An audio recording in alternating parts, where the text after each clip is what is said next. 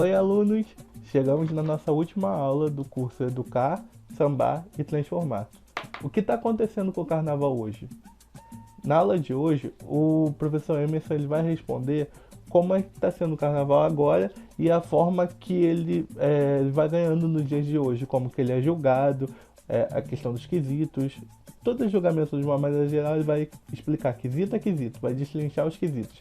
Eu espero que vocês gostem, então confere aí. Bem, nessa última atividade, nós vamos primeiramente aqui recapitular o que nós abordamos e também nos colocar aqui uma reflexão. Como nós já vimos nas atividades anteriores, nos dois primeiros encontros nós entendemos um pouco mais da história, da formação das escolas de samba na cidade do Rio de Janeiro. E no encontro passado, nós observamos como as escolas de samba são elementos da cultura e patrimônio da cidade, do estado, do país e também do mundo, por que não? E como elas se estruturam enquanto identidade, ela cria uns laços, suas zonas de identificação e singularidade. E também passamos ali pelos espaços em que as escolas de samba passaram, atuaram dentro da cidade. Pois bem, hoje vamos aqui partir do presente, ou seja, na década de 90 para cá, e tentar entender como o carnaval mudou ao ponto de ter várias modificações, entender se isso é bom ou ruim.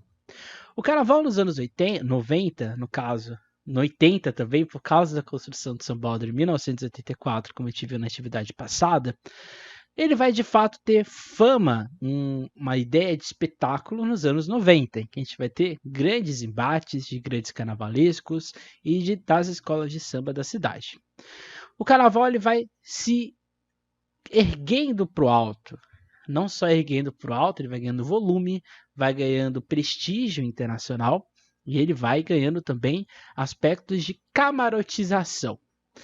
Existem lados positivos e lados nem tão positivos nessa história. O lado bom é que, de fato, o carnaval vai ganhar projeção nacional, isso vai atrair grandes investimentos, ele vai ser, entre aspas, vamos dizer assim, respeitado pelo poder público pela primeira vez, ou seja, se lá no passado os nossos participantes, organizadores, fundadores do carnaval, sofriam diversos preconceitos, diversos racismos, no tempo presente, esse preconceito ele existe, essa desconfiança ele existe, mas o carnaval se tornou uma força, uma voz bastante ativa dentro da cidade, do país, e que ganhou grande relevância.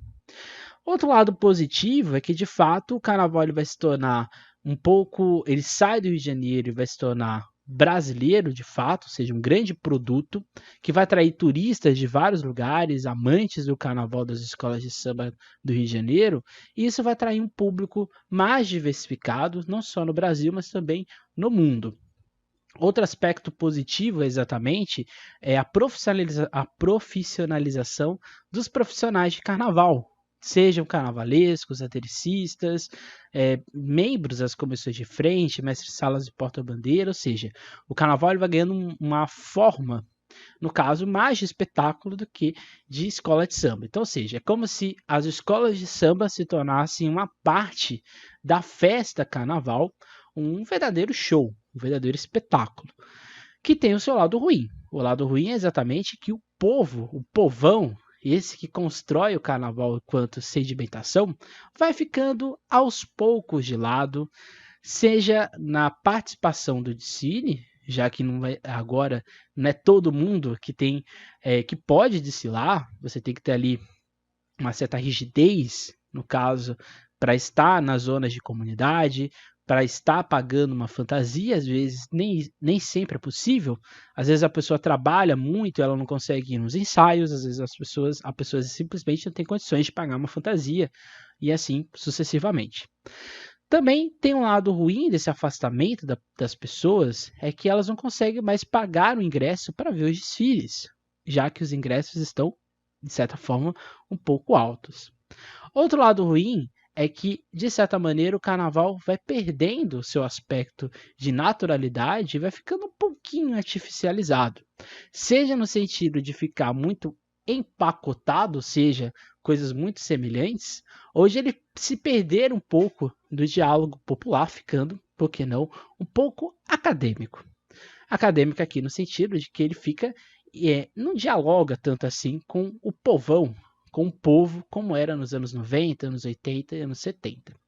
Pois bem, os lados positivos e os lados negativos, eles se somam, ou no caso, talvez eles se completam, seja na visão de um pessimista, como que o carnaval estivesse morrendo, ou na visão de uma pessoa que tem esperanças de que em algum momento isso vai encontrar o seu ponto de equilíbrio.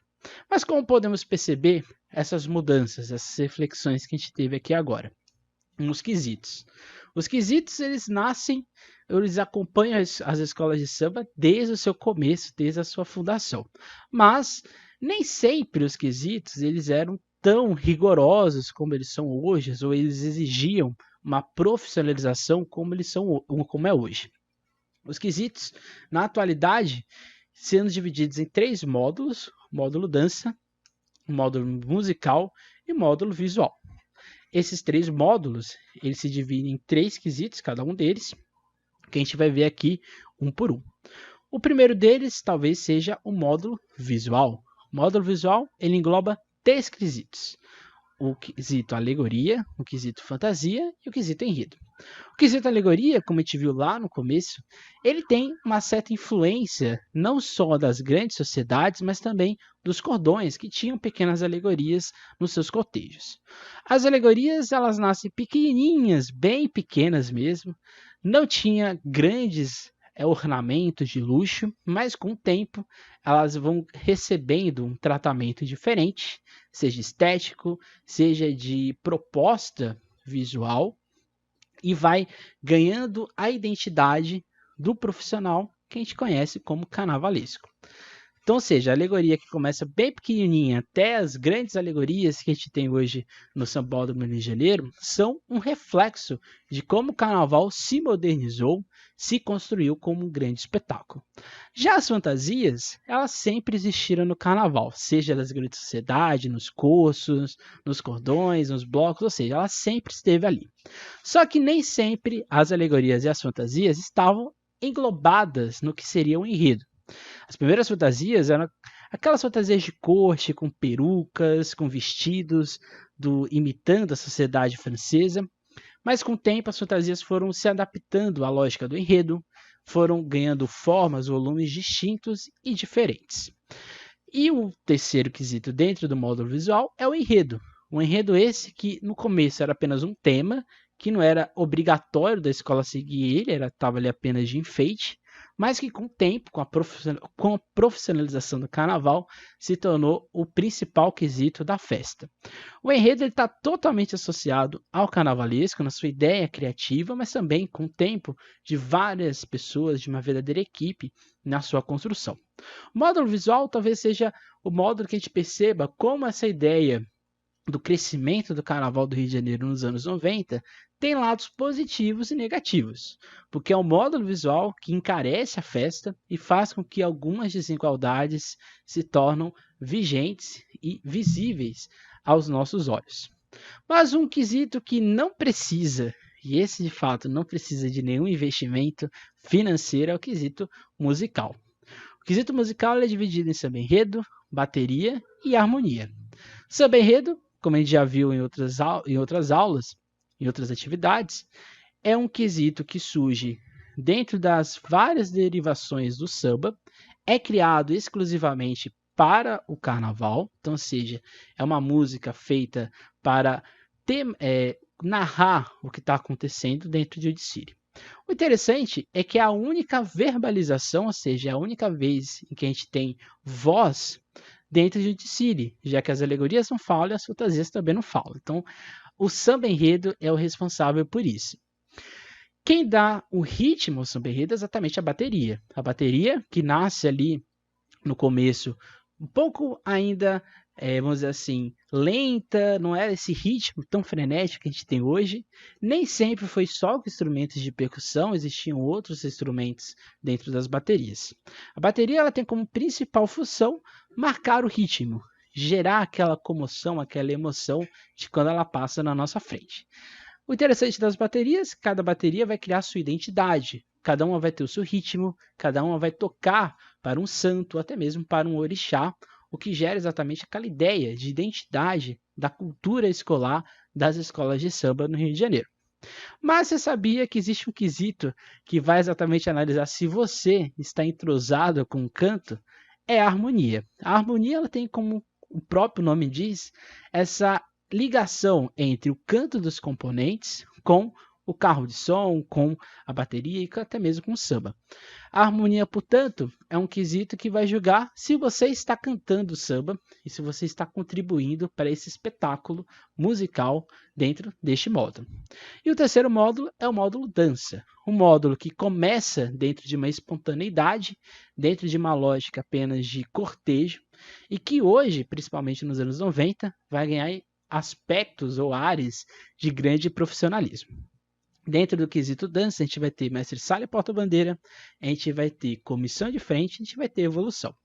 Mestre-sala e porta-bandeira, como a gente viu, talvez o início dele seja ali nos ranchos, com o porta-estandarte e com o mestre-sala. Mas com o tempo, o mestre-sala e a porta-bandeira vão se tornar o grande centro de luxo, o grande centro de representatividade e os guardiões da identidade de uma escola de samba, que é o pavilhão. Os mestres-salas e porta-bandeiras, eles vão passar também pelo processo de profissionalização do carnaval. Se lá nos anos 60, 70, 80, o bailado do casal era um pouco mais solto, leve, estava sempre ali se apresentando para o público, nos anos 90, mas principalmente nos anos 2000, os casais passam a ter que ter uma coreografia, passam a ter que ter grandes ensaios, grande preparação física para aguentar o tempo de desfile. Assim como a comissão de frente.